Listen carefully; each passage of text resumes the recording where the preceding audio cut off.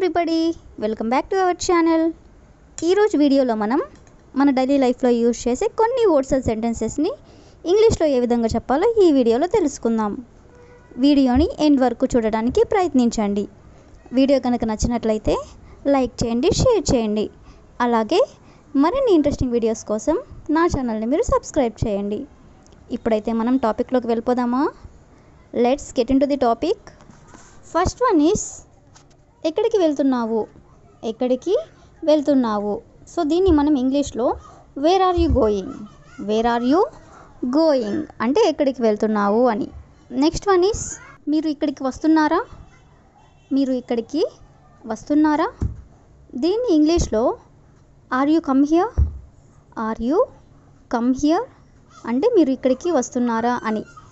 Next one is అక్కడికి వెళ్ళకు, అక్కడికి వెళ్ళకు. సో దీన్ని ఇంగ్లీష్లో don't go there, don't go there అంటే అక్కడికి వెళ్ళకు అని. నెక్స్ట్ వన్ నిన్న నువ్వు ఎక్కడికి వెళ్ళావు, నిన్న నువ్వు ఎక్కడికి వెళ్ళావు. సో మనం పాస్ట్ గురించి మాట్లాడుతున్నాం కాబట్టి where did you go yesterday, where did you go yesterday అంటే నిన్న నువ్వు ఎక్కడికి వెళ్ళావు అని. పాస్ట్ కాబట్టి డిడ్ అని హెల్పింగ్ వర్బ్ని మనం యూజ్ చేస్తాం. నెక్స్ట్ వన్ ఈస్ అతను నిన్ను కలిశాడా, అతను నిన్ను కలిశాడా. సో దీన్ని మనం ఇంగ్లీష్లో did he meet you, did he meet you అంటే అతను నిన్ను కలిశాడా అని.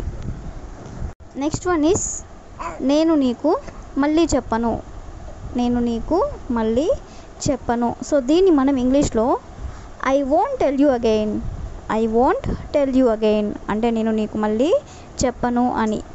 నెక్స్ట్ వన్ ఈస్ మీరు నాతో ఉంటారా, మీరు నాతో ఉంటారా. సో దీన్ని మనం ఇంగ్లీష్లో will you be with me, will you be with me అంటే మీరు నాతో ఉంటారా అని.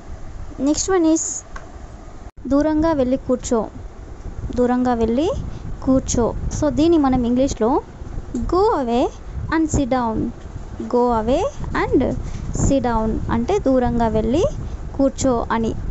నెక్స్ట్ వన్ ఈస్ ఒకసారి చెప్తే అర్థం కాదా, ఒకసారి చెప్తే అర్థం కాదా. సో దీన్ని మనం ఇంగ్లీష్లో don't you understand once I say it, don't you understand once I say it అంటే ఒకసారి చెప్తే నీకు అర్థం కాదా అని.